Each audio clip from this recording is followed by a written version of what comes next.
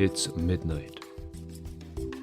You are comfortable in your bed, enjoying the perfect balance of warmth and cool that your sheets provide, and enjoying the first of many dreams that will unfold while the streets outside become quieter and the stars wheel across the dark sky. Then your phone buzzes. It's your boss. Are you still up? You struggle to clear your mind, to pull it back from its comfortable refuge and to focus on the request shining up from your phone screen. Whether this message takes 30 seconds or 2 hours to resolve, the result is the same. This night's sleep pattern and the health benefits it was to provide are now gone. Is there a better way? Welcome to Cool Time Life. I'm Steve Prentice. I'm glad you're here. Each of our Cool Time Life episodes focuses on a topic dealing with people, productivity, technology, and work life, and each offers ideas and facts you need to know about to thrive in today's busy world. An index of our podcasts is available at cooltimelife.com. What a bizarre relationship we have with sleep. Many of us feel we don't get enough, but we also feel we really don't have time for it. In reality, we should be spending a third of our lives in healthy sleep, but our busy lifestyles don't always allow for this, and modern culture certainly doesn't encourage it. Many of us see sleep as a thief, like something that steals time from the activities we could or should be doing. Our willingness to answer text messages long into the night is a classic indication of this. We are willing to prioritize a call from the boss over comfortable sleep because it seems more important. But what if that is exactly backwards? Sleep is the secret engine behind every success, every clear decision, every good idea you've ever had. It is as vital as air, food, and water as an element of survival, and should be interrupted for nothing except true emergencies. The myth that availability equals performance. When I was growing up, I always heard the same thing from the adults around me.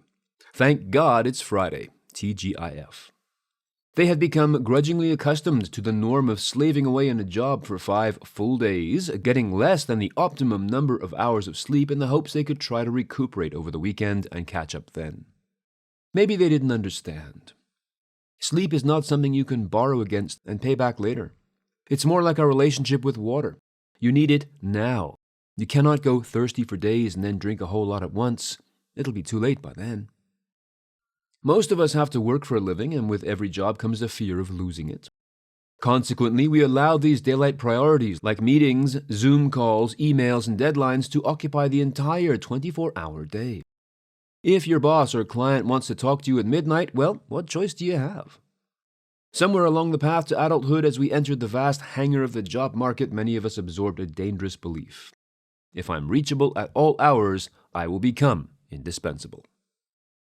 But constant availability does not make you indispensable, it makes you depleted. Elite performers like athletes, surgeons, and pilots protect their sleep like the precious and priceless asset that it is. They know that fatigue leads to errors, misjudgment, emotional volatility, and burnout.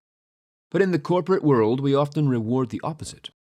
The person who answers emails at 11:45 at night is seen as committed, reliable, a team player. But really, they are simply tired, and tired people make more mistakes. The choice is yours, of course, but the stakes seem to be high, higher than most people are willing to admit. But the math doesn't work either. You can't borrow time from tonight and pay it back on Saturday. An interrupted sleep cycle leaves its mark on the day that follows. You will be groggy and maybe even in pain. You will be working at a far lower level of quality than you would want. Higher-level mental activities such as prioritizing tasks, focusing on work, or influencing people, all of which are topics I have discussed in other episodes of this series, by the way, these abilities get lost in the fog of fatigue. Forget that extra cup of coffee, that's not going to help. If you are a regular coffee drinker, that hit will not overcome your sleep deficit.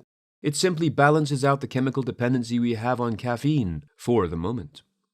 And it does not lift you any higher than that. Supercharged energy drinks may make you feel like you have restored your energy, but this too is a temporary hit that exacts a huge toll on your body's functioning. The pressures that we have accepted as the conditions of our employment make the act of sleep seem like a waste of time. The forms of entertainment that so many of us choose, specifically doom scrolling through a social media feed, keep us staring at a phone screen, a light source, which starts to further erode the sleep cycle before you even close your eyes. Why do we need sleep at all? The fascinating thing about sleep is what it does for us, especially when it is healthy and well supported. It forms part of our 24-hour cycle of being, part of the circadian rhythm, meaning around the day, and that's what it is. It is part of a complete package of existence that orients itself to the regular and reliable rising of the sun. So why can't we function on caloric energy all day and all night? Burn the midnight oil every night, as it were? In fact, if you think about it from a purely evolutionary standpoint, sleep seems to make no sense. When you're asleep, you're not hunting, gathering, working, or reproducing. And you're also vulnerable. Predators and other dangers can creep up on you when you're asleep. Yet every animal that has a brain sleeps, from whales to fruit flies. So clearly, sleep is not optional. It is natural and serves some evolutionary survival process. So what could that process be? It's all about restoring and rebuilding, and it is essential.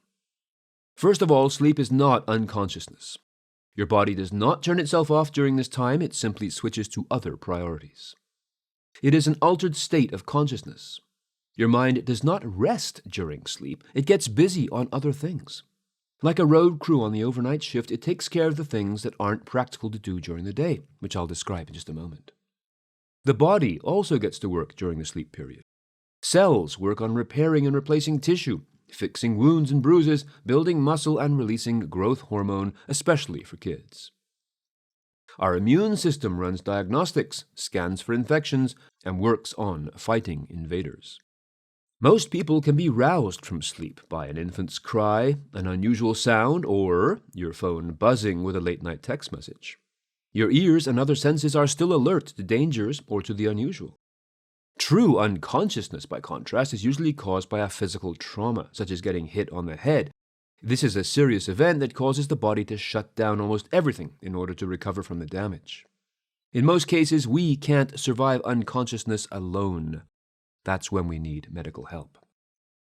But back to the idea of sleep. As the night shift of the conscious mind, sleep rotates through 5 cycles, each between 45 and 90 minutes long. This starts with a light sleep period where you just drop off and maybe even start with your first dream of the night. You might even experience the odd leg kick, an involuntary spasm that happens as our nervous system switches over and turns our arms and legs into dormant mode. This is a good thing, otherwise if you dream you are running, you might actually get up and run. This dormant mode helps protect you from self-inflicted injuries during sleep, and as the sleeping process continues, you pass through 3 other phases, each of which displays differently shaped brain waves which would be visible if you were connected to an electroencephalogram, EEG. Each represents differing levels of output and electrical energy within your busy nighttime brain. Finally, you reach the deepest phase of sleep called REM sleep, REM, which stands for rapid eye movement, and this is where most of our dreams happen. And it is signified by increased motion of the eyes, even though they are closed. They move around as if they are looking at the things that you are dreaming about. During the first 4 phases of non-REM sleep, the brain waves slow down dramatically and the physical brain actually washes itself. The glymphatic system, the brain's own plumbing network, flushes out toxins and metabolic waste that builds up during the day. One of those toxins, beta amyloid, is a protein linked to Alzheimer's disease. So, in a sense, good sleep literally cleans the mind. This is another key survival activity taken care of by the night shift crew. During REM sleep, the brain is highly active. This is the place for those crazy involved dreams, which themselves are a byproduct of the mind's nocturnal activities of emotional regulation and memory integration. During REM sleep, your brain sorts through the day's experiences, deciding what to keep and what to delete. It cross-references memories, linking new knowledge to old frameworks, which is why dreams can be so weird. As the late, great comedian Mitch Hedberg once said, "I hate dreaming because I just want to sleep. I'm fast asleep and next thing you know, I have to build a go-kart with my ex-landlord." Interestingly, this process is also responsible for those creative breakthroughs that often appear after a good night's sleep.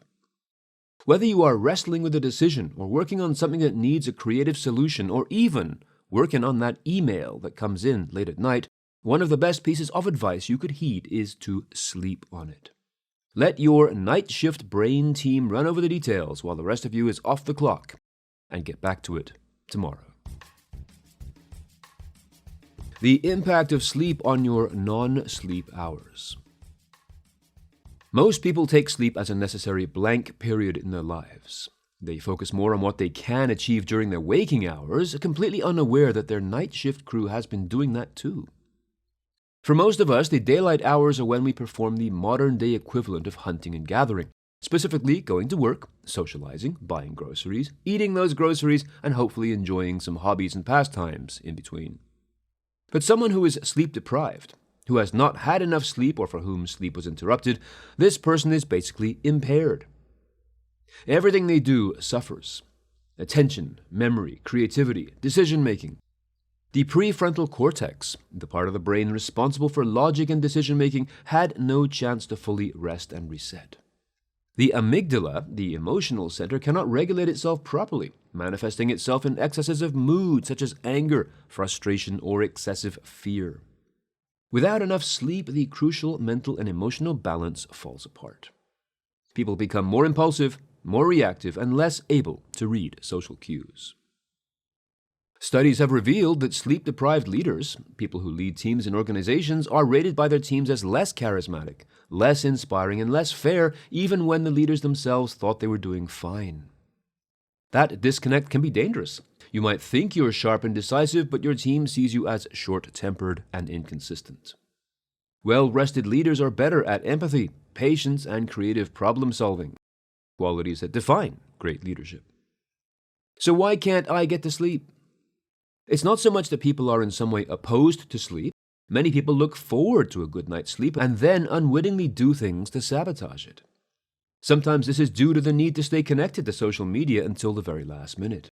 As I mentioned earlier, doom scrolling through social media such as Facebook, Instagram, and TikTok may seem interesting, but don't forget, there's a reason for that. They're driven by algorithms that consistently and constantly check what you're interested in and send you more of the same. It will never not be interesting. The problem is, a phone is a light source. Your eyes are staring at a light when they should be relaxing into sleep. You may be consciously aware that it is nighttime and that you are looking at a phone screen, but your ancient nervous system still responds as if the sun is up and immediately seeks to reverse the flow of the sleep hormone melatonin, replacing it with positive stress hormones such as serotonin and cortisol at the wrong time of the 24-hour day. If you really need phone-based material as your pre-sleep ritual, then make sure to activate the phone's night light filter to lower its light and contrast. Remember, by the way, I'm not saying here that scrolling your phone or watching TV prevents sleep. Most of us will still fall asleep, including in front of the TV, but it's the quality of that sleep that gets negatively affected. We also have a complicated relationship between sleep and another metabolic condition, stress. We all deal with a great many stressors during the day. During times of stress, the body releases two chemicals designed to keep us alert and ready to act, cortisol and adrenaline. These come in very handy during fight or flight situations like running away from danger, but are not terribly conducive to quality sleep. High cortisol levels make it harder to relax, which leads to poor sleep. Poor sleep then raises cortisol further, and the cycle continues. It's easy to experience this after a particularly rough day. You're exhausted, but you can't shut off your mind. You replay conversations, you revisit worries, you think about unfinished tasks. That is your fight or flight system stuck in the on position. To break this loop, your body needs actual permission to power down. This requires more than darkness and quiet. You also need to experience psychological safety. You can't sleep if your body thinks there's danger around. One of the ways to do this is to satisfy yourself that you have done enough for the day. And this goes back to your daylight hours. Finishing off your emails by the end of the day, for example, managing the expectations of the people who need to talk to you that you will be back in business tomorrow, and recognizing that not everything can get done today, and that it doesn't really matter overall, allows you to step over a line from work to non-work, from busy to the buildup of healthy sleep. As the expression goes, no one on their deathbed has ever said, "I wish I'd spent more time at the office." There has to be a moment where you say, "Enough for today," and that should happen around sunset, not midnight. Why sunset? Because that's the time that your ancient brain sees the fading light and the approach of evening. And as it has done for our ancestors for hundreds of thousands of years, it now starts the process of releasing the sleep hormone melatonin into your bloodstream, a small amount at a time, letting it build to a point that we can fall asleep effortlessly. When we don't allow this to happen, when we try to get more done by bringing work into our personal hours, we sabotage this careful system, forcing a change to our chemistry and dissolving the melatonin buildup. That is why it is so important to create a bedtime ritual, something that is predictable, consistent, and calming. This sends a signal to your nervous system that it's safe to let go. Modern sleep challenges. Let's go back to some of the modern world's assault on our sleep. First of all, as I said before, there is light, especially the blue light that comes from computer and phone screens. Our human bodies have evolved over the millennia to wake with the sun and sleep in darkness. Inconsistent sleep is like jet lag that you can get without traveling anywhere. The real solution is consistency, seeking to go to bed and wake up at roughly the same time every day, even weekends. This is because your brain loves rhythm. If you want a natural sedative in place of pills to help you go to sleep, try cornflake-type cereal with milk and a little honey. Milk contains tryptophan, which makes people sleepy, and honey allows this to pass into the brain more effectively. How much sleep do you need? Well, that depends a great deal on your age and your individual metabolism. As much as we all need sleep, we don't all need the same amount, and this changes as we age. Children and teenagers need a lot, in general between 9 and 11 hours. Teenagers are often looked down upon by their elders for their sleepy countenance and their longer hours sleeping, but hey, they are in construction mode. The brains of children and teenagers are growing and wiring themselves constantly, and large amounts of energy are being diverted into that act of actual physical growth. Not to mention all the mental processing they need to do to try and make sense of all the new discoveries that they are making daily. Teenagers also experience a natural shift in the circadian rhythm. They are actually wired to stay up later and sleep in general. That is biology and not laziness, and that's why early school start times are such a problem. Adults typically need around 7 to 9 hours, but the challenge isn't knowing that, it's making it happen. Work, parenting, technology, and the pressure to be available 24/7 chip away at our rest. Many adults live, therefore, in a state of chronic partial sleep deprivation, getting maybe 6 hours a night and thinking it's fine, when really it's eroding focus and health over the short term and the long term. Then as we get older, sleep often becomes lighter and more fragmented. We wake up more often because of physical discomfort or medical issues, sometimes simply because our circadian rhythms shift earlier.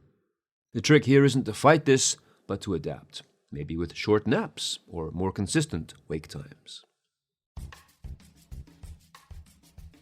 Sleep as a leadership tool. Let's connect this back to the workplace. I've already talked about how sleep affects mood, empathy, and decision-making, but let's go further. Sleep also influences culture. A leader who values rest sets the tone for the team.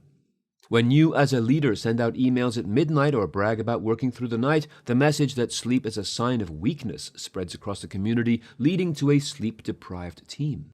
On the other hand, leaders who model healthy boundaries, who allow themselves to disconnect, and who encourage downtime, give their teams permission to do the same. That's not softness. It generates sustainability. Well-rested teams make fewer mistakes. They innovate more and they stay as employees longer. The most effective leaders understand this. Rest is not the opposite of effort. It's part of it. If you have a comment about this podcast or a suggestion for a topic you would like me to discuss, join the conversation on LinkedIn. You can look for Stephen Prentice on LinkedIn or use the link in the show notes. Or feel free to drop me a line through the contact form at cooltimelife.com, where you will find a full listing of our evergreen Cool Time Life episodes. If you feel you are getting value from this series, please leave a review and tell just one more person about us, or mention us on social media. And if you want, you can support us on Patreon. Contributions from our listeners allow me and my team to spend more time researching, preparing, and updating our podcast series, as well as delivering the episodes more frequently. Members get all kinds of useful bonus content, including email Q&As with me, as well as the resources that I use to teach at universities and organizations around the world. If that feels fair to you, please visit patreon.com/cooltimelife.